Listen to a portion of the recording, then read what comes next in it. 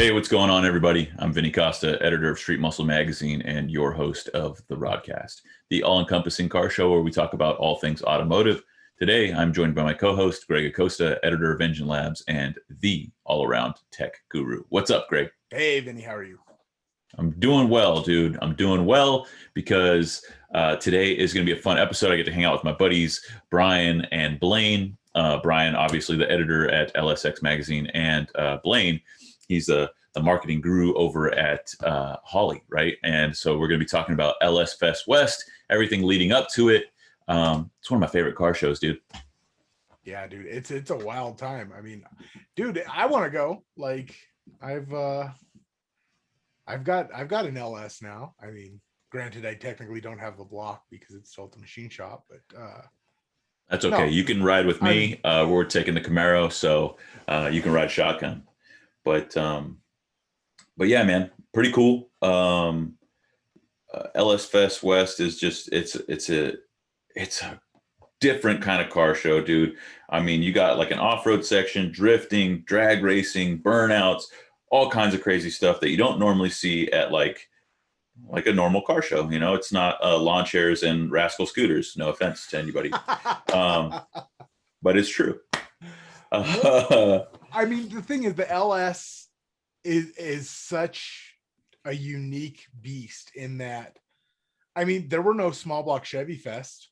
You know what I mean? Like the LS has done so much to bring so many different disciplines, I guess you could call them, together, or market segments, or, you know, because, you know, there's imports with you know, domestics, with drag racers, with drifters, with autocrossers, with, you know, and they're all, you know, alike because they're all doing the same thing. I mean, what other automotive engines do you know that are in airplanes?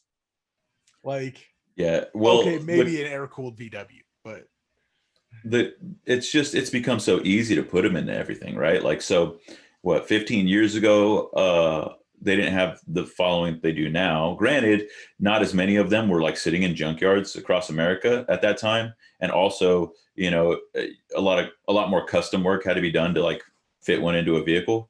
But now companies like Holley and you know, the list goes on. But yeah, like but mainly, yeah, if we can be honest, mainly Holley. But like there are other companies too. But they've made it so easy to put these things into like almost anything.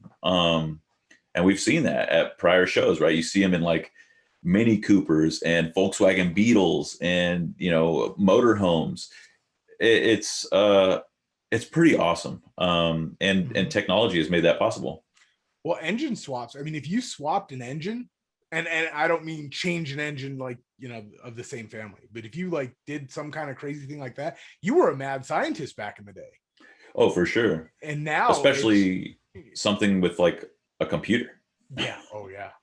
I mean, but now it's just like an LS swapped anything. I don't know that any of us anymore go, oh my God, I can't believe that happened. Because it's like, well, of course it happened. Like, when are we going to see an LS swapped rascal scooter? I'm sure one exists. Like, I would be willing to put money on the fact that one exists. Like, I hope it's an LSA. But no, I mean, they're beloved, right? Like people who love them. People who hate them, they have good reason to, because they're awesome. You know, I even think the people that hate them secretly love them. Of course they do, because it's mostly Mustang owners. I don't know, man. There's a lot of LS Mustangs. Well, that's what I'm saying, right? Like, so those people who love them, they have good reason to. Those people who hate them, they have good reason to too, because they make fast cars. And so they probably lost.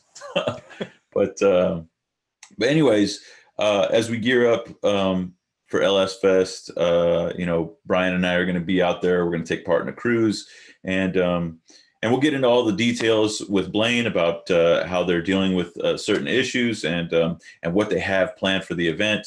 I'll let him touch on all that. But for right now, let's take a moment to have a word from one of our sponsors. Oftentimes, when we talk about performance fasteners, we talk about things like diameter and bolt material. However, the devil's in the details, as they say, and ARP's attention to the detail is what sets them apart in the marketplace. ARP's rolled threads use compressive force to form the threads, which not only makes a stronger thread and bolt, but also smoother threads over the easier to mass produce cut threads. Additionally, ARP doesn't form the threads until every other step of manufacturing and heat treating is complete in order to ensure the strongest threads possible in a fastener. This all results in a fastener that exceeds aerospace specifications for both strength and dimensional tolerances. To learn more about ARP's manufacturing techniques, you can check out the articles on Street Muscle Magazine or visit their site at arp-bolts.com.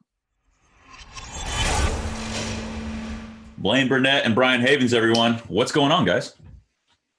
How's it going? It's hump day. yeah, man. Well, okay. So as the audience already knows by reading the title, we're here to talk about LS Fest West and some of the cool stuff that that we're doing leading up to it, and all the information that you have for us right now, Blaine. So you guys will remember Blaine from way back when we first started this show, episode 2, I believe. We were talking about LS Fest West 2020 or 2019. Yeah, it was 2019, I believe. That's right, 2019. And that was fantastic, man. We had a bunch of coverage that that was run on LSX Magazine and Street Muscle Magazine. And so we're really looking forward to what's going to happen this year, dude. We are too. I tell you what, man, I've been jonesing for a while with the whole pandemic deal, right? Not a lot of events got to happen, at least on the West Coast, including our event. Thankfully, we were able to have our LS Fest East, our inaugural Mo Party, and then our second annual Ford Festival as well. But yeah, we're looking forward to getting back out in Vegas, and we're really excited about it, man. Absolutely. Definitely, dude. Along with everybody else, I was bummed out, last year, because 2019 was like one of the coolest automotive parties I've ever been to, man. That year's LS Fest West was like incredible. And so, 2020 happened. You guys roll with the punches. I couldn't make it out East. I know, Brian, did you go to the LS Fest East last year? No, I didn't. No, he went out too. Yeah, I went out. I'm sorry. No, dude. Yeah, we, as a matter of fact, I recall now that as the company's policy was just, we weren't traveling at the time. Yep. And so couldn't make it. Everybody's got that COVID card to play. We tried our absolute hardest to make sure that we could have the event. As far as West last year goes, we even postponed our date to try to buy us a little bit more time and make it possible. And in the end, it just did not work out with the current restrictions that were in Vegas at that time. So now, thankfully, with the pandemic seemingly a little bit more controlled, they're on a downward trend in terms of cases, which is really, really nice to be seen as we're nearing event time. I think we're going to be looking really, really good. So, well, compared to like previous events, like pre-COVID, can we expect to see like the same events going on at the show? What's it going to be like as far as like events and things like that? Yeah, so obviously, for anybody who doesn't know what LS Fest is, I guess I'll explain it. We've got like 10 to 12 different event segments going on at all times within LS Fest. So if you're a drag racer and you're coming for that alone, you can expect to see some other things and get more value for your money. We've got autocross, we've got a 3S challenge, we've got drag racing. Those three things add up into what we call our grand champion competition, for kind of like an all-around who's who of performance car driving or street car driving. And we crown a grand champion at the end of the event.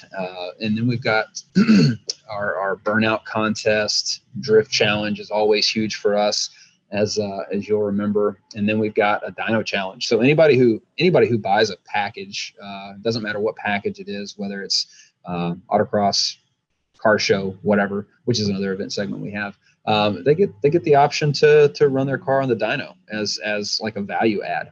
We don't charge anything more for that. It's a service that we're paying for. We're renting that dyno, and we just want people to be able to come out and have a good time, relax, stay safe, obviously with the current restrictions that are still in place. But it's very, very much going to be more of the same that people have experienced in the past. Dude, that's sick. I remember, so 2019 was the first one I'd ever attended. And I didn't really know what to expect. We go to a lot of car shows as editors and stuff, but there's nothing like LS Fest, dude. It's a whole different animal. And it's just, it doesn't matter what time of day, where you're looking, something's going on. Tire smoke is just in the air. Screeching's going. It's so much fun. And actually, Brian, you on LSX magazine, you launched an article just the other day announcing the cruise for this year, right? Leading up to all of everything that Blaine's describing, right? You're right. So we haven't released the cruise yet, but it's coming. We're going to try to get it launched next week with graphics and whatnot. But we did open it up saying that participants were available to sign up now for LS Fest West. And we're excited about the cruise as well. Definitely, dude. Yeah, and so that's something that any participant at LS Fest that gets there for early pre-registration on Thursday prior to the event starting on Friday can take advantage of. We call it the Valley of Fire Cruise, and everybody gets to enjoy a nice, relaxing cruise through a very, very scenic part of Nevada. Las Vegas is cool and all if you're a fan of the Strip, but running a cruise down the Strip would be a lot of stop and go traffic. So it's nice to get some beautiful cars out there from a pros touring standpoint or whatever aspect of the event you're participating in, and enjoy a lot of the desert country. Hey Blaine, speaking of like pro touring and all that, what can you explain what the 3S challenge is to the viewers who might not know what that is? Yeah, sure. So that's one of the Grand Champion components. Friday and Saturday are devoted to autocross, and then Sunday we kind of do a set change on the autocross, if you will, and we convert it over to our 3S challenge. If you can imagine setting up a kind of a drag strip set up in the middle of the autocross where two cars are staged, there's a Christmas tree, you got that drag race feel. The lights go green, you take off, you race down the end of the autocross, and then there's a cone at the end, which you do a 180 away from each other. So there's a really good brake test to see who can get on their brakes the latest and modulate that and make sure they don't lock up if they don't have ABS. And then you got to run through a slalom headed back towards the start and stop in a stop box. And that's for elapsed time. So we've got those two lanes left and right. Grand Champion competitors will be, they'll take I think it's the combination of left and right scores and factor that into your Grand Champion score. Oh, that's awesome. Wait, so each competitor goes left and right? Mm-hmm, absolutely. That's to get their scoring for Grand Champion, but you can compete in that thing or just run your vehicle in that thing for fun all day long. I mean, that's the whole format for Sunday, is to use that area as a 3S devoted area. So, yeah. Dude, that's awesome. Hey, so are we going to see you out at this one? I'll be there. Absolutely. 2019 I remember talking to Bill. Did we run into each other? You're probably busy. I don't remember seeing you. And I wasn't actually going to be at last year's event that didn't happen because we were pregnant with Luna, our daughter, who will be born that's right. the week after LS Fest is over. So that's probably why you wouldn't have seen me. Makes sense. That's awesome, dude. Well, so you got the 3S challenge, you got drag racing. What classes are you guys gonna be fielding in the drag racing? So for drag, and I've got my cheat sheet here pulled up so I don't have to remember offhand. We've got several classes, and actually drag racing is very, very up in terms of what we would have seen, I guess, last year at this time in 2019 as well. We've got pretty much double the field that has registered over 2019 currently. We've got our grudge test and tune class. That's a pretty easy to understand one. That's for a guy who just wants to come out and have fun, guy or girl who wants to come out and have fun with their vehicle. Maybe it's a project vehicle. Maybe they just did some more mods to it. It's not a competitive class at all. There is no winner determined at the end. It's just your test and tune setup. And if you've got, a friend there that you came out with and you guys are always crap talking each other and, you want to get out there on the drag strip and see what's what, you can do that. And so that's grudge test and tune. We've also got True Street. We've got the Torque Storm, Billet Superchargers Rumble Index class. We've got Street King, late model Heads Up. We've got our LS Truck 8th Mile class dedicated to trucks and SUVs. Obviously, trucks are huge right now, especially swap trucks, especially square bodies. We're seeing a lot of cool resurgence and focus on those. So we want want to make sure we give a nod to that from the drag racing standpoint. Then we got 3 more. We've got our 10.5 wear index. That's an 1/8 mile heads up class, small tire. And if you've got an LS or current generation Gen 5 LT, you can participate in that. If you've got a single power adder, that's what you're restricted to kind of keep the parity the same. And then we've got our stick shift banger class. If you don't think going fast in a straight line is hard enough, you can row the gears as well, and that's sponsored by Monster Clutch. And then one of our own brands, Quick Fuel Technology, is on our 550 heads up index class, and that's an all run field 1/8 mile. You qualify against a 550 index. It's 400 pro tree, pro ladder. So hop on our website if you're interested in any of those classes. To any of these listeners, we've got our rules for each of those listed. We've got our payouts listed, which is probably what you're interested in mostly. And you can read up on any of that on lsfest.com. One of the things, just to kind of transition back, so we've got so many different event segments, I left it out. One of the most interesting things about our LS Fest West is the fact that we factor in the off-road contingent. And so we're gonna have a number of pre-runner style long travel suspension trucks and buggies that are going to be out there from the Terra crew. If you guys know Darren Parsons or the Hoonigan guys or anything like that, you've probably seen some of those guys before, or if you've been to any one of our prior LS Fests, we're definitely having those guys back out. We're going to build a really cool course that's fun, that sends trucks flying several feet at speed, and that's always fun to go up there and get a nice flavor of the off-road side of things. Dude, you are not kidding. So in 2019, Brian actually shot some awesome photos of me riding in Blake Wilkie's buggy. Absolutely. Dude, that was insane. So I do some like light off-roading, but I don't jump my truck the way these guys do. It's incredible. Yeah, it's insane. I just had to take pictures. It was pretty miserable. I got to ride, not to make Brian feel any worse, but I got to actually experience. We used to have a race at LS Fest West. We did different classes around that off-road course, and now it's really just a demo exhibition deal. But I got to ride in a stock modified truck, which is a factory frame that's just been modified for long travel, and then I got to ride in an actual like tube frame long travel specific, like kind of like an open chassis, but the cab was a Ford Ranger and it was still the same. And I got to ride in both of those like back to back and compare the difference in how they felt when they landed. It was insane. Both of them felt like you were landing on, like, I don't know, pick your most exotic mattress that you could spend thousands of dollars on. It felt like you were landing on one going 60 miles an hour. It was amazing. Yeah, that blew my mind. So like we go off the first jump, he launches this thing, and I'm thinking like I'm braced for impact, right? Yeah, and exactly. It was just like landing on a bunch of baby ducks, dude. You're just.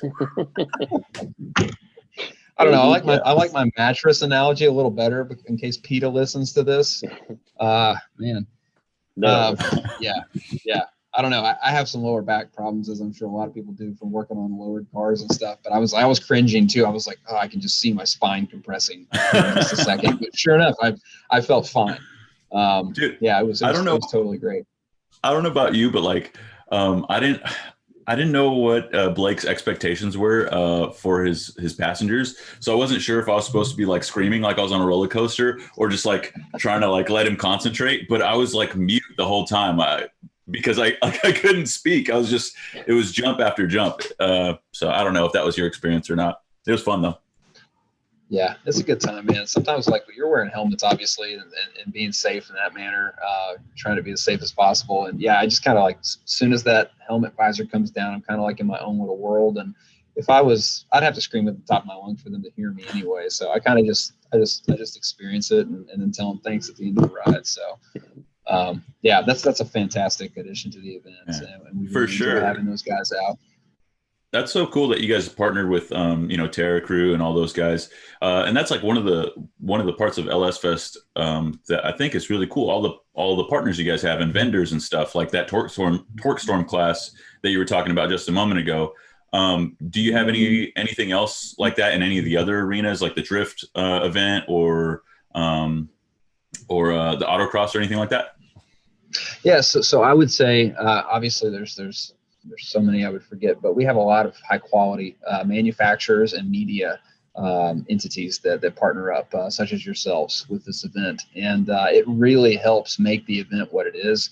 Not only bringing the participants with their sick rides out there that are capable of doing some amazing things, but also having the companies that are part and parcel to making those vehicles possible. Like, I mean, if you're talking Autocross, QA1, I think is the main sponsor of the Autocross. And then you've got, I think, Three Pedals sponsors our modern Grand Champion class. And then Bayer Brakes sponsors our 3S Challenge. So, I mean, those guys, they really are some of the prime examples of high quality products that you would see on a lot of these cars that are out there competing over that weekend. And so, yeah, we've got a number of relationships that we really have built over the years and appreciate having.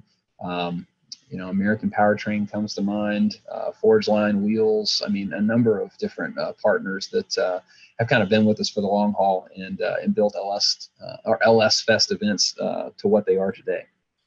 Definitely. Hey, LS Fest is like a place where you see some pretty wild stuff. And you've been doing this for a while, Blaine. And I'm curious because I want to ask the same question to you too, Brian.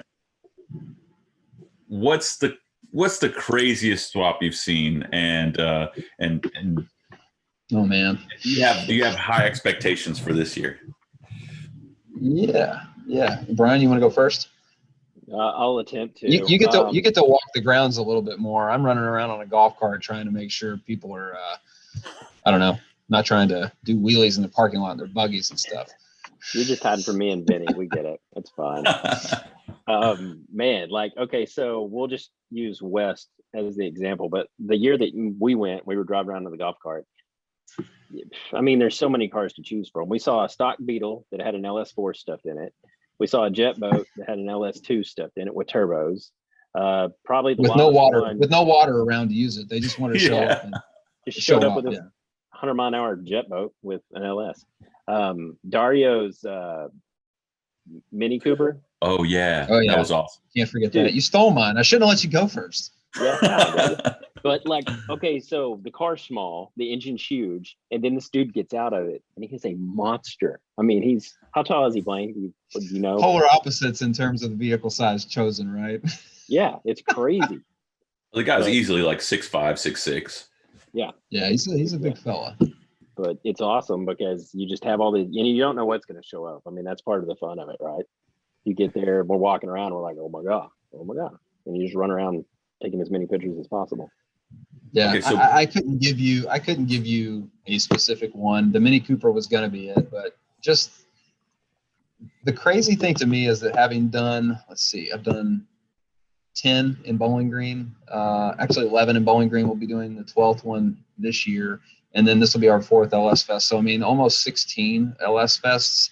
You see a lot of crazy swaps. And not only that, but I mean, the SEMA show and things like that and other places we go, you see some crazy ones. But the thing to me is you would think that maybe this would get a little old after a while and maybe long in the tooth. We've had some people come to our events before that have never been from a media standpoint.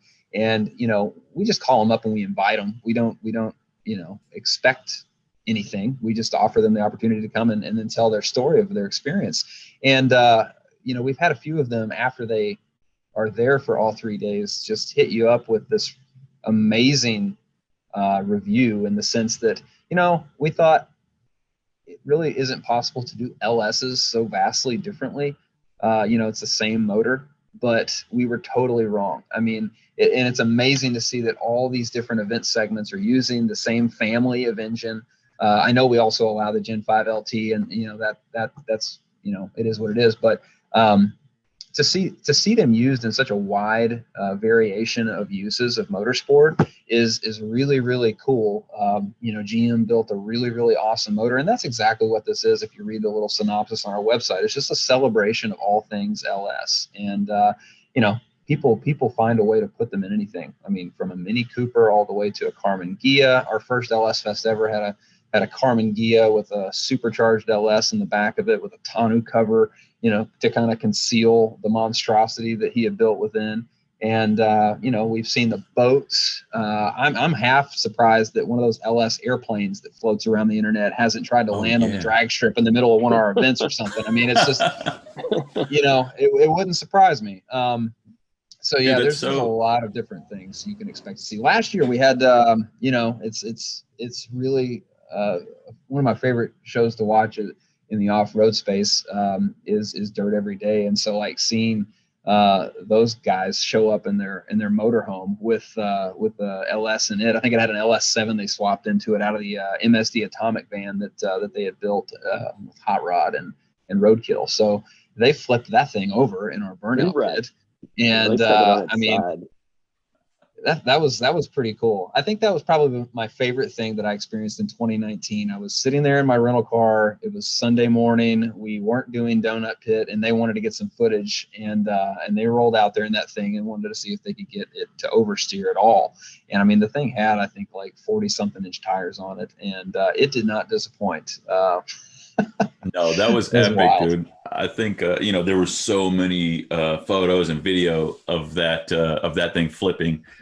It was so cool. But that was one of my favorite parts of the event too, was the burnout box. Oh yeah, absolutely. So can we expect to see more of that? We are working on some details on that. That's all I can say. Okay. We're working on making all of that possible. But yeah, that definitely was a really, really fun aspect of 2019 and our prior events too. We've had that for a few years now. So, dude, you touched on something just a moment ago that Brian and Greg and myself were talking about off camera, and that's just that like I think Greg posed the question. Do you think anybody 30 years ago ever expected that? Like, how'd you put it, Greg? I said, if you had asked anybody 30 years ago, do they think there would be a small block Chevrolet engine that would easily go, 200,000 miles without leaking everywhere? If anybody would believe you. Yeah. Without breaking a sweat, do a quarter million miles and just, live, man, and make good power. And I mean, people love these things. They swap them into everything. To answer my own question from just a moment ago, what my favorite or wildest swap was at that 2019 LS Fest West was, do you guys remember that the Gardner truck, the Mazda B2000 or B22? Oh, yeah. Yeah, that was my favorite. Absolutely. Yeah, he had like a weed whacker and a lawnmower in the back, and was he twin turbo or single turbo? I can't remember. I think he had twins on there, man. But the other one I liked was Dick Ham's Pacemaker, the Pacer with the LS swap and the turbo. Yeah. And he was making passes on the drag strip until I think he experienced some failure or something like that. But but I just think it's cool because people are just having fun with all different types of vehicles. Like I like that Gardner truck because I had one in high school, right? And so to see one out there like in a similar state, right? Like pretty shabby, but with this badass engine under the hood, was a lot of fun. He may not be able to mow yards very fast, but his in between time getting from yard to yard would be, crazy. I think with twin turbos in the Mazda, it was a B2200 or something like that. That was Jeff K's truck actually, and B2000. That's what it was. And he had emailed me. It's funny. I'm looking at a picture of it right now, and his license plate on the back says Stockish. But I told him, I was like, yeah, we should totally bring that truck out. I told him to go find some fun stuff to like permanently fix in the back of the truck, whether it was a weed eater or a lawnmower or something. And I'm glad to see that he came through just really on point from the artistic standpoint, and really it's that attention to detail, man. Yeah. Mismatched fenders, it just looks like a little work truck, and it definitely put in the work for sure. So at the end of the long weekend, you guys do the award ceremony where, you crown the winner of the challenge and everything. Do you guys also give out awards for, what we're describing right now, like wildest swap, things like that? So we've got car show awards, and there's a number of different ones. They kind of cover some of what you're referring to. We've got like the Holly pick. We've got best of show, under construction. Just Because, which kind of fits JFK's little Mazda V2000 there. And we've got all of our other classes too, from classic, custom, street rod, muscle car, street machine, non-domestic, because the LS has found its way into many imports over time. Whether you're talking about drifting or drag racing, I mean, man, you'll see them shoehorned into anything. And we've even got a lowrider class too, because we're out west. So that's a really cool. Speaking of creative vehicles, right? The lowrider community, man, they really know how to polish off a build. So we've got some special awards that fit best paint, best interior, best engineered, best engine. So hopefully that gives you a little bit of insight into what we're going to have from that standpoint. Definitely, dude. Until when do participants have the ability to sign up? So this year, like a little bit has changed, obviously, unless you've been living under a rock for the last year. So in order to keep everybody safe, we're having online registration only. Like, there will not be an opportunity to buy a physical ticket on site. And so you can buy a ticket online on the way. We'll just, we're trying to keep everything as contactless as possible. And so participant registration is currently open. Spectators are coming soon. You may say we're a month away from the event, but we're working on it. We've got pre-registration open as far as participants are concerned right now.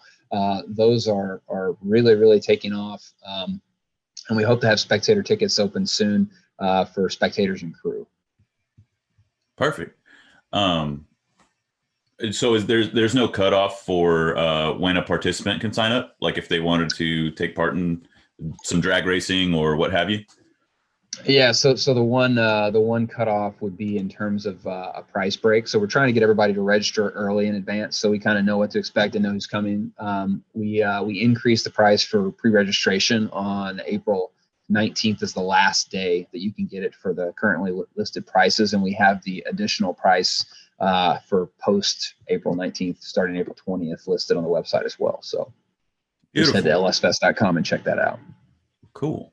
Hey, so I know you're flying in, Blaine, to cover the whole thing and handle things for Holly. Holly's got a swapped LS powered Learjet.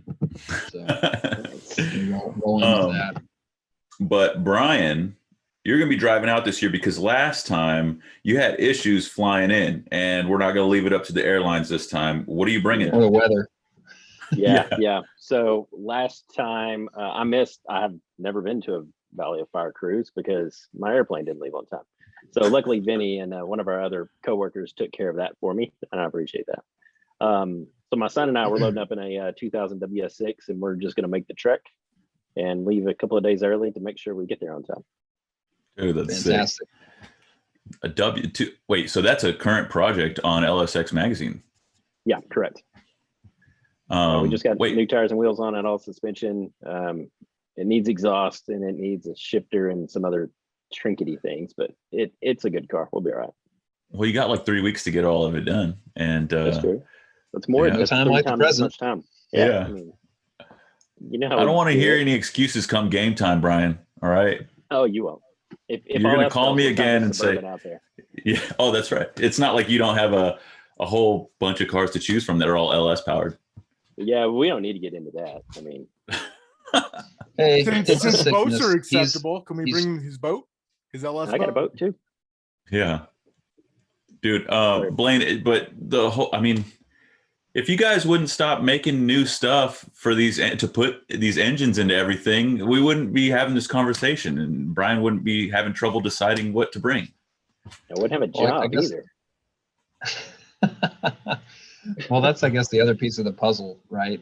Is developing really good quality and power adding parts to release to the marketplace and share them with everybody at our events. It's a great place to introduce them. It's a great place to share information on them, as opposed to just expecting people to spend all their time on a website.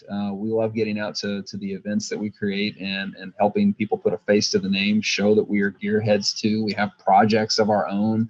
A lot of the projects we use for development, and so it's nice to get those vehicles out and get our employees out there and spend time with our customers. So LS Fest gives us an opportunity to do that, and we love being able to bring what we do every day here in Bowling Green, Kentucky at HQ out to Vegas and have an event out there. No, it's cool. You guys have a cool booth like every year. You guys bring out various vehicles to show off, Holley's product line, because literally you can go on the Holley website and with the click of a mouse, you can order everything to swap one of these into your, into most vehicles, which is awesome. Hey, do you know if Jeff is going to bring his truck this year? I think it was there in 2019. He has a 70 C10. Jeff Teal? I don't think he has a 70 C10. Doesn't he have a truck? Or maybe it's a square body? He has a truck, but it's like a Denali. Oh. Maybe I'm thinking of a different truck. But anyways, it remains true, man. Yeah, you guys always bring out cool vehicles, so I'm looking forward to seeing what you guys bring this year. Absolutely. We like to have a lot of our customer cars at LS Fest West, and we don't have specific like booth cars. We have a few, but what we like to do is kind of a rolling booth display. Like if you have an awesome car and you want to come up and ask us questions and show it off for a while, park it in front of the booth, man. It's totally fine. We want to get to know you and answer any questions you might have and allow you to show your vehicle off with us for a while and hang. Yeah, that's rad. Well, I, for one, cannot wait. I've had it marked on my calendar for a really long time. So we'll see in like 3 weeks, dude. And hopefully, wait, are you going to be there a day early? Are you going to be able to come with us on the cruise? I will probably not be able to come on the cruise. That's something I really wanted to do for a really long time, considering how beautiful it is. Like Caleb Kelly took some really sick pictures at that a few years ago. I think it was 2019. And I was instantly jealous because I love that entire area outside of Vegas. Like you've got Red Rock Canyon, you've got Hoover Dam, which I've still never been to in like almost 11 years of working for Holley and going to SEMA every year. I've still not had a chance to go out there to that. But hey, you take the good with the bad. One of my favorite things about LS Fest, we fly in on a Monday, start setting up on Tuesday. And I tell you what, we're running around and doing all sorts of stuff to get ready. I'm on a forklift. I'm not on a forklift. I'm setting up the booth and getting the trailer ready. And, we've got Nellis Air Force Base, like literally almost across the street. And that Air Force Base is absolutely insane. That's where, if you're not familiar, there's so many different fighter jets that are stationed there at that base. So, the entire time you're getting an air show effectively for free. And that happens during the event too. Like, you'll show up and, we'll start autocrossing at like 9 a.m. and drag racing. And then all of a sudden a group of A10s fly over. And then you'll have F-15s, F-16s, F-18s, F-22s. I think there was an F-35 that flew over last year too. So if you have an affinity for anything, aviation wise, LS Fest is the business too. So it's a very patriotic event to come to. I agree. Yeah. I feel like you're kind of like you're hinting at you want somebody to bring an LS swap plane. Oh goodness, yeah. By all means, I would love to see that pop up on the registrations in my inbox tonight. Cessna 150 with a LSA blown. I don't know. Brian, I want to see what I can do. All right, thanks, man. I'll expect you to trade in the WS6 and you will arrive from the air. We've got 22 days, is what the calculator says. So you got your work cut out for you. Beautiful, yeah. Brian. I know that you haven't published the article about the cruise yet, but can you tell us? Are we going to follow the same route that we did in 2019 for people who were there? Yeah, so it'll be the same route. The article will have a map in it showing us where we're going. In the past, in 19, as you know, we had stops, and this year we won't be able to do that. But it's still going to be a fantastic cruise. And then maybe we can all meet afterwards. We'll just play it by ear. Yeah, so I'm gonna take the Daily Camaro out there. For those of you who've been following along on Street Muscle Magazine, you know the car. It's my 2010 Camaro. Brian's gonna be out there in the WS6. So if you guys want to come cruise with us, sign up and keep an eye out for that article. Blaine, 22 days. We'll see you, man. I really appreciate you making time to come on and talk to us about everything that's going on over there. And everybody go check out lsfest.com/west. Yeah, absolutely. Please do that. One thing I probably should have mentioned a little bit earlier is if you're interested in finding out, how LS Fest will be a little bit different than in prior years, I would hop on to the homepage there. We've got it listed in several places, just what the guidelines are going to be. They're not guidelines we've set up. They're guidelines that are given to us. And so, we're just excited to make the event happen. That's our mission this year, is to make sure we keep up the momentum and the level of enjoyment that people are able to experience by having the event in the first place. So, we're doing the tickets online only. We've got, social distancing must be practiced, and masks are going to be required at all times within the venue, obviously with the exception of eating or drinking. So we've got a few more things that you can check out on the website as well. But man, overall, we're really excited to be putting the event on, and we look forward to seeing everybody there. There's obviously a lot of interest with the amount of pre-registrations that we've got going so far. We hope to turn spectator tickets on here pretty soon too, and see all those registrations come in. And we're looking to have a really great time in Vegas. By designing, engineering, and building the most powerful, reliable, and advanced centrifugal superchargers on the market, ProCharger has been the industry's leading aftermarket supercharger manufacturer for 25 years. No matter if you're looking for 3,500 plus horsepower for a record-setting Pro Mod, or looking for a DIY system for your street car, truck, or motorcycle, ProCharger has the perfect supercharger system for you. For more information on all the amazing ways you can bolt on 40, 50, 60, or even 100% more power to your ride, visit procharger.com. Well, there you have it, Greg. Man, thank you, Blaine and Brian, for coming on the show and talking about what we're going to be doing toward the end of the month.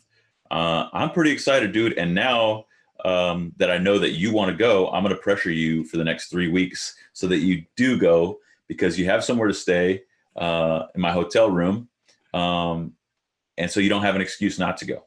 You're pretty close. I know it's not really a bad drive at all. I mean, hell, I made the drive to pick up a set of heads a couple weekends ago. Yeah, what is it for you? Like what, 4 hours?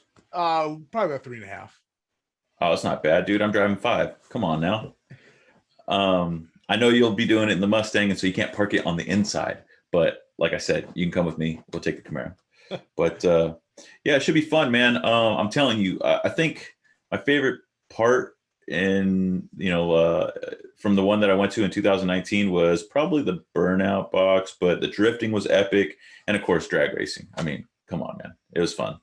Yeah, dude. I don't care what your opinion of drifting is everybody has their opinion until you see it in person. And then it's just amazing. Oh, dude, it takes an incredible amount of skill and to do it properly, not just, do donuts. Although that takes some skill too. But you know what I mean? These guys are really good, right? They're like drifting mere inches away from each other and controlling that slide. And tire smoke, dude. Come on, who doesn't like it? Right. I remember the very first time I photographed a drift event. Something about a car coming out of the straight at like 80 or 90 miles an hour, flicking 90 degrees at you and just like sliding by it. Dude, it's a sight to behold. Yeah, it definitely changed my opinion on drifting that day. Yeah. I mean, that was back in, I think, 2004. But yeah, I still remember that exact moment. Well, that's the cool thing about an event like LS Fest, right? Like if you're not so much into the drifting, you can check out the autocross or the 3S challenge like Blaine was talking about. And of course, the drag racing aspect. I mean, it seemed, as he rattled off all those different classes, it seems like they have something for everyone. Yeah. So well, and then the off-road stuff too, because I mean, you guys are talking about, the different LS Fest off-road stuff. I remember when I did that once with, I think it was a BF Goodrich ride and drive thing we did, some media thing. But yeah, I mean, those jumps, Like that I've never really done any off-roading stuff, you know, up till that point. And I mean, jumping in a trophy truck, rock crawling, I can tell you right now, rock crawling is not for me. Yeah, not me either. That was not my cup of tea. Maybe it was I did because they knew that and they were messing with me, but that's not for me. But I same here. But I do dig like the trophy trucks and like pre-runners and stuff. That's awesome. But I wouldn't even say, you know, it's not even an off-road arena, dude. It's like, it's like, I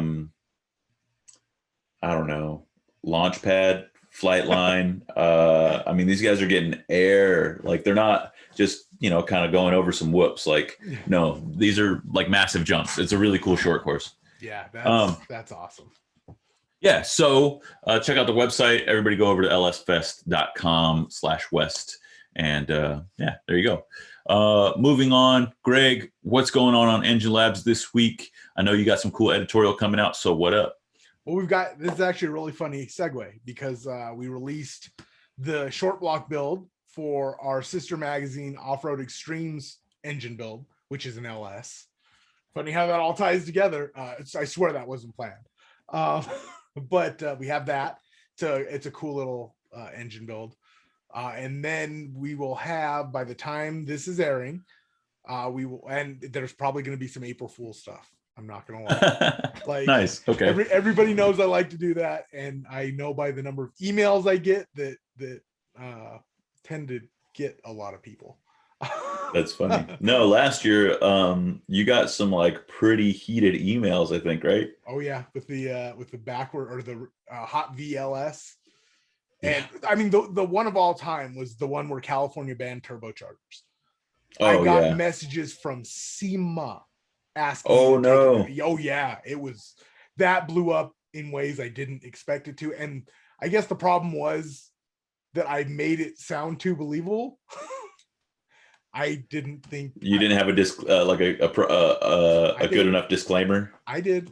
I thought I did. Yeah. I mean, it went bad. I mean, it was. But anyway, I mean, I don't think I can tell you right now. I do not have anything that will top that this year. That's funny. Okay. But then we also have a new installment of the Haggerty Redline Rebuild, the time lapse series. Oh, cool. Yeah, what did they do this time? This time it's a Cadillac 365. Okay. It's a really cool build. If you like watching carburetors backfire, there's some cool footage of that as well. But that was nice to see come back out because I haven't seen one in a while. And I love those time lapse videos, and I know everybody else does too. And then we also have an actual tech video with Lake Speed Jr. on how your piston rings can affect your engine temperature. Interesting. Yeah, it's actually after you watch it and kind of absorb all the information, you go, well, yeah, that makes sense. But before you think about it, you never really put two and two together, I guess. Because Lake breaks it down in a super easy to digest way. Cool. But yeah, it's cool information, and if you have any interest in how an engine works, like deeper than suck, squish, bang, boom, that's a great article to sick, dude. That's awesome. Trying to think of what we have going up on Street Muscle this week. Okay, by the time this airs, you guys can go check out a few cool articles that we recently published. The first one that comes to mind is one that I wrote, and it's about so we installed Bear's classic series of brakes on Project Phoenix, which is the 68 Firebird that we have on Street Muscle. So I've talked to you about this before, Greg, I didn't want to go larger in wheel size, even though that car is going to be kind of like a autocross. It's an homage to the Trans Am era of racing. And so I didn't want to lose the aesthetic of having, a 15-inch wheel. Conversely, I wanted, increased braking performance, because what was on there before was like, it was like a factory upgrade, right? Like a single piston with like a solid rotor, just not an optimal setup. But with the 15-inch wheel size, you're sometimes limited. Bear bridges that gap with their classic series, dual piston, drilled and slotted rotors. So go check that out. There's also a cool video in there about like covering the step-by-step process. Check that one out. Oh, another one, a fan favorite. I know you guys love all of Rob's columns. He's a multiple time guest on the RodCAST, our resident movie expert and fanatic. And he's just a muscle car guy, right? He does 3 columns for us, and one of them happens to be Rob's movie muscle. Although this month's movie muscle is not technically a movie car. It covers a TV show car, one that you guys all know and love, and it's the Firebird from the Rockford Files.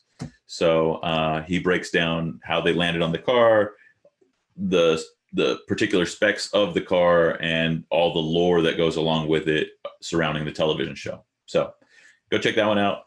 Do you think we could ever get him to do some like almost like passe, like Kit? Like, I would love to just discuss Knight Rider in general and like the remake and how it was a Mustang and what the hell were they thinking, and like I know that Rob would love to talk to you about that. Yeah. Like that's just something I would love personally. I don't know if readers would like it. I really don't, but I know what I like. And because I remember as a kid, I have the picture somewhere when I got to sit in Kit. Now, keep in mind, I highly doubt that was the actual movie car.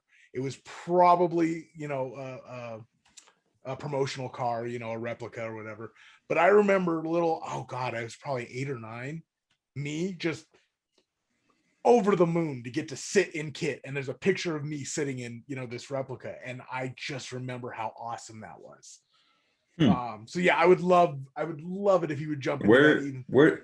Where did you even find Kit to sit in Kit? Universal Studios. Oh, they used to have it there? Well, I don't know if it was like a temporary promotion or what, but Kit was there and you could like get in it. Like it wasn't sick. Behind ropes, and I gotta find that picture. It's somewhere in storage, but there was like a few episodes where they had like Kit's Evil Twin. Yeah, Evil Twin. There you go. And it was like a silver car, right? It was like also, it was the same car, but it was just like slightly different in some ways. And I saw a photo of it, and I actually like that one better than Kit. Oh, no. And the funny thing is, if you look at Kit as like from a car guy's perspective, at least like when I put on my car guy hat, not my TV fan hat, I don't like the styling they made with Kit. Oh, well, actually, I do. Like, so they did their best with the 3rd gen Firebird, which is not my favorite Firebird, right? So 3rd gen guys, you might hate me for this, but I think the 3rd gen Firebird is pretty ugly. The 3rd gen Camaro, on the other hand, like the IROC, love them. They're totally cool. But for some reason, I just don't like the styling of the 3rd gen Firebird. And so I think Kit, they did the best they could. Yeah. I mean, like, if somehow a 3rd gen Firebird ever fell into my lap, of course I would be doing a Kit replica, right? Like, of course. But I wouldn't be searching it out to do it because that's not my cup of tea. Yeah, for me, I'd much rather have the car from the Rockford Files, a 2nd gen. Yeah. Awesome car. 78, I believe, 77. Yeah. I mean, from what little I know of like movie car replica world, because one of our old publishers used to be really into that. I don't think that's a world I would want to get into because there's some pedantic, just nitpicky, like I couldn't live like that. Like, you don't have the right color flux capacitor on your DeLorean. Yeah, exactly. Idiot. Like, yeah, and I couldn't deal with that. So yeah, it's not really my bag. I like those cars. They're cool. Like the General Lee's sick. Obviously Vanishing Point, that Challenger, awesome. Dirty Mary, Crazy Larry, the Bullet Mustang, of course. I mean, the list goes on and on, but those are probably my favorite, just off the top of my head. If someone, hypothetically, of course, Greg, if someone put a gun to your head right now and made you choose your favorite, right off the top of your head, favorite movie car of all time, which would it be? Oh, it's going to be the family truckster.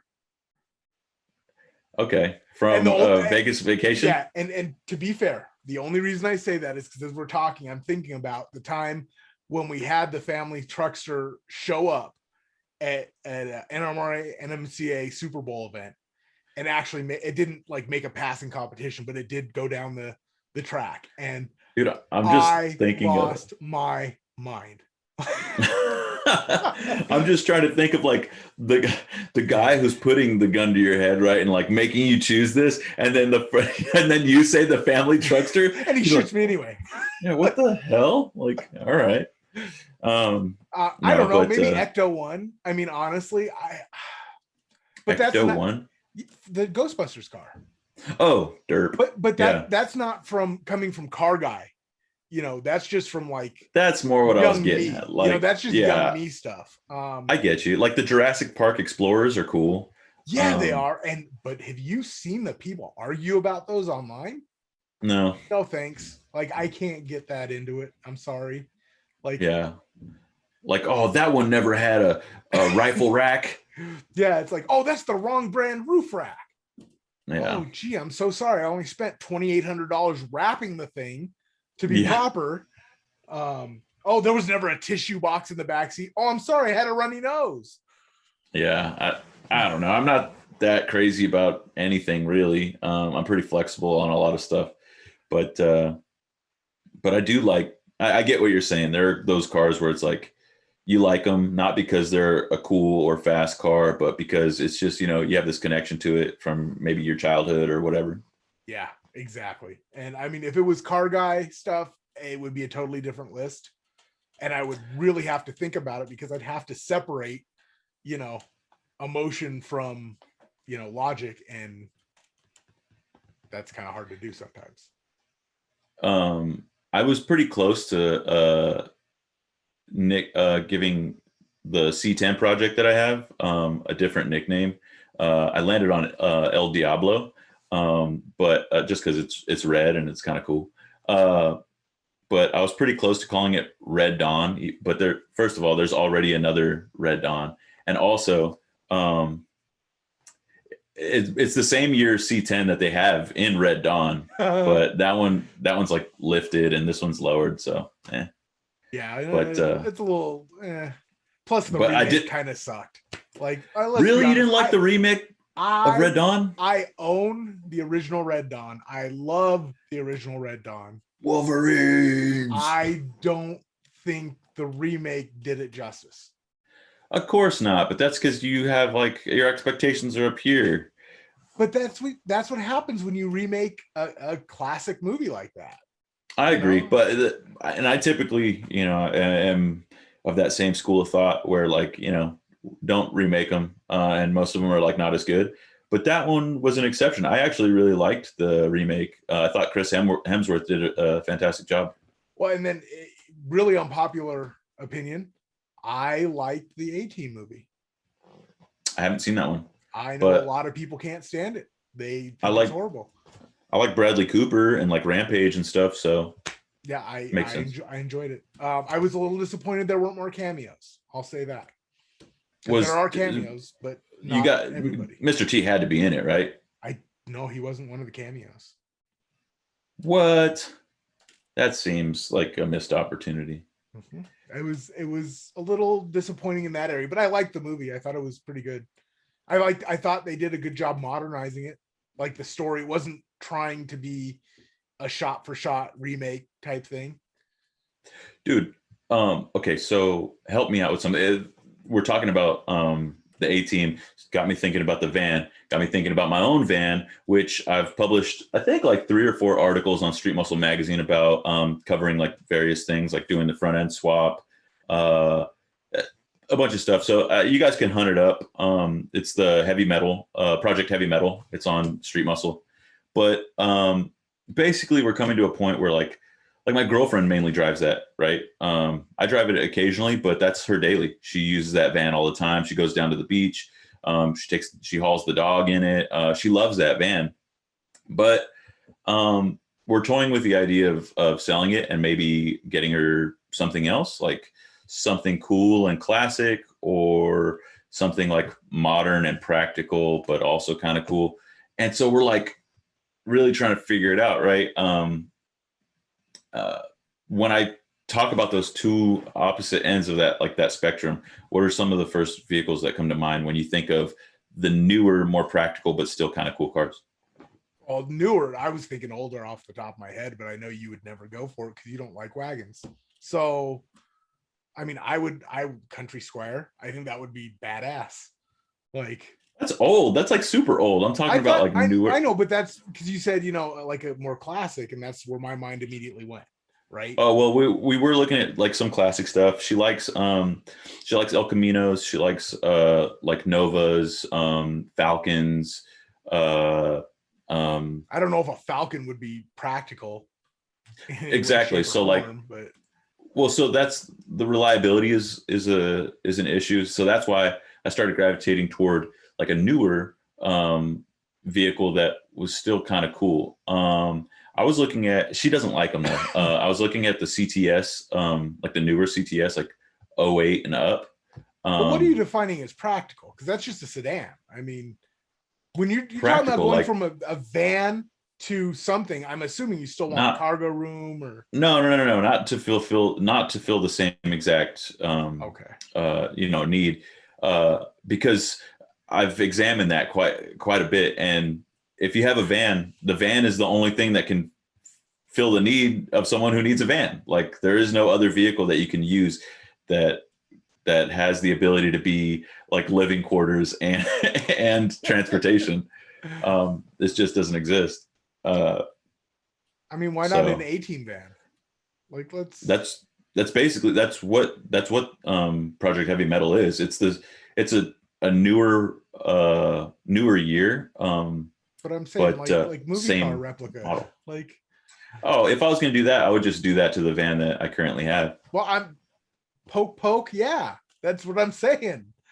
Like, I've already I actually really like the direction that van went. I mean, we pinstriped the cool flames on it. I did the front end swap where we put like a 71 grill and headlights and bumper and made it look like a classic van, even though it's a 93. We did some styling stuff like we put some American Racing Vector wheels on it and a sun visor, give it that like old school street van look. We did like fur on the interior and like the dash and stuff. Just got kind of crazy with it. And then the back was already hooked up. It has a bed and some things like that. And so it's kind of like it's lived its course, right? Like it's, and so started looking at some other things. She likes C4 Corvettes. Talk about not practical. It depends on what your use is, right? Like she I don't think you're going to win that argument with me. I don't think you're ever going to convince me that a C4 is anything other than some emotional because you're attached to it purchase. Yeah, for sure. But you also got to think too, we live, like a mile from the beach. So, her long hair flowing in the wind as she cruises up the coast, it's probably not too bad, right? So sure, it's coming from like an emotional place, but practical, maybe not so much. I don't know, man. She also likes trucks too, though. Like she was like, what about a Ranger, right? Like the new Ranger? No, not a brand new Ranger. I can't sell the van and buy a brand new Ranger. Well, I'm just saying, because the new Ranger is basically a 95% scale F-150, right? Yeah. I mean, it's not. I don't know how they got away with that, but I mean, what goes because there's a market for it. Yeah. I mean, but what goes as a compact truck these days blows me away, because you guys, like in the conversation, you guys were talking about those B2000s. I would love, like when we were looking for trucks, tiny truck. If I had found one of those, I would have. I mean, wow, we did find some like that, but they wanted too much money. But I would have loved to have had one of those little scoot arounds. I think they're coming back. I mean, is it Ford or is it Chevy that's supposed to be coming out with like a smaller version of their midsize truck? I'll believe it when I see it. I don't know who it is, but I think it's Ford. They're supposed to be coming out with like something that's even smaller than the Ranger, or it might be Chevy and it's supposed to be smaller than the Colorado. Dang, I wish I should know that. Yeah, Can't remember. I don't know. It just, yeah, I don't know. I'll believe it when I see it, because why do there need to be 3 sizes of trucks? You know what I mean? What was wrong with our little truck and full size truck, and then giant truck when you had to tow, an 18 horse trailer or whatever? I don't know if we have any equestrian people on there. They're like, Listen, screaming at man, me right now. if there's one thing I know, is that people like trucks.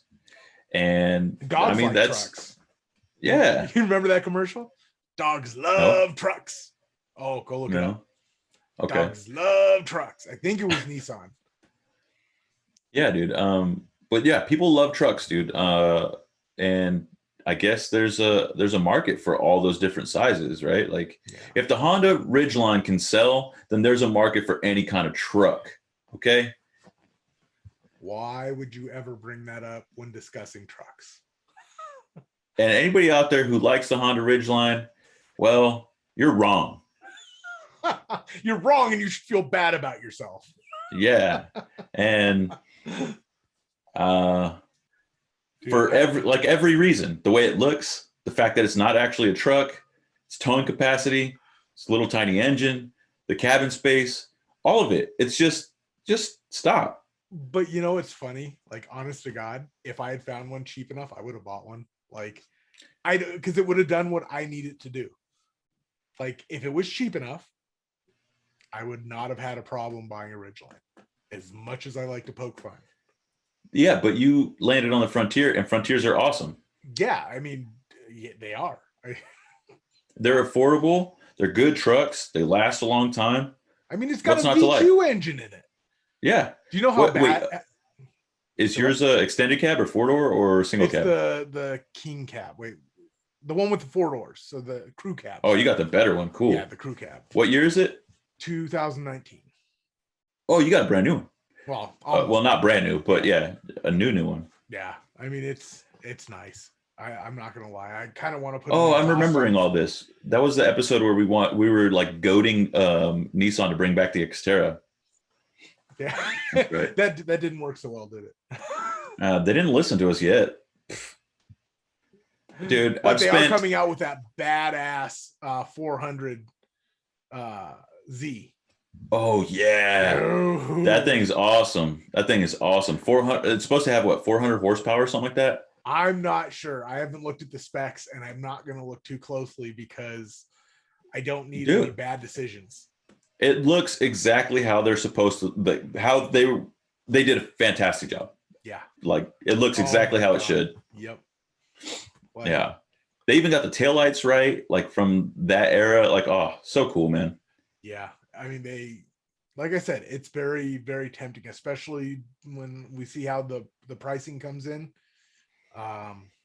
Oh yeah, it's supposed to like undercut the BRZ, right? Or no, excuse me, the Supra. Yeah, it's supposed to undercut the Supra by like 15 grand. Well, that's the thing. If it's in the 360 or 350, 370 zone when they were new, it's probably gonna steal some Mustang sales. I see you, Nissan. I see you. Like, dude, I can't wait to see the Nismo version. Oh, dude. I've driven a lot of Nismo cars, and the Z-Tune and the S-Tunes. Oh, Nissans are awesome. Yeah. But listen, that new Supras, I've seen a few in the wild now. They're pretty cool looking. I'm not gonna lie. Like they have like a cool look to them. They're just like underpowered, comparatively, of course, right? And they're expensive. I mean, to be fair, nothing Toyota put out would have lived up to the hype of the Mark IV Supra. Period. Nothing. I don't know, dude. No, nothing. They could have put out the most amazing vehicle ever made, and it would not live up to the hype of the Mark IV Supra. And I disagree, dude. I disagree. Speaking less to the car they're putting out now, and speaking more to the insane hype around the Mark IV Supra. Yes, I understand what you're saying, yeah. But I still disagree, because if you would have asked me the same thing about what Nissan has done with the Z, I would have said the same thing. If you would have told me, hey, they're going to make like an homage to like the 280 or the 180 or any of those like beloved like kind of hatchback Z cars that the fair ladies, I would have said, oh, no way, man. Like they already tried that with the 350 and the 370. And those were like relatively cool cars, but they were not anywhere near the level of the originals. And now, lo and behold, they have, and it's like, that's awesome. It's probably just as cool as the original. I don't know that they were trying to be retro with the 350 and 370. Oh, I thought you were going to say the newest one. I was like, it looks exactly like it. No, like that was they're a little bit late to that party because I mean, if you think about Ford, Chevy, and Mopar and Dodge, you know, they were doing that stuff 15 How years quickly? ago. How quickly do you think these companies pivot, right? So Toyota launches a Supra, obviously like the internal like people at Nissan, because corporate espionage does exist. I'm sure that they knew what, you know, Toyota had in development and vice versa. But when they I'm sure it was still, you know, there was still some mystery surrounding it. And so when they launched the car, do you think Nissan was like, ooh, okay, this kind of changes our game plan a little bit? Or do you think they already anticipated it? No, because they had the 350 and the 370, and the 370 was due for a refresh just in its normal cycle. Do I think maybe they made some tweaks based on what the Mark V Supra ended up being? Sure. Well, okay. The reason I ask is because, like, obviously there was some criticism over that Supra across the board, right, for various reasons, whether it's the aesthetic or the power output, what have you, or the fact that it's a BMW. I mean, yeah, exactly, yeah. Do you think that had any effect on like what Nissan was doing, where they said, hey, you know, we need to make more power in this new Z car that we're coming out with. We need to do X, Y, or Z?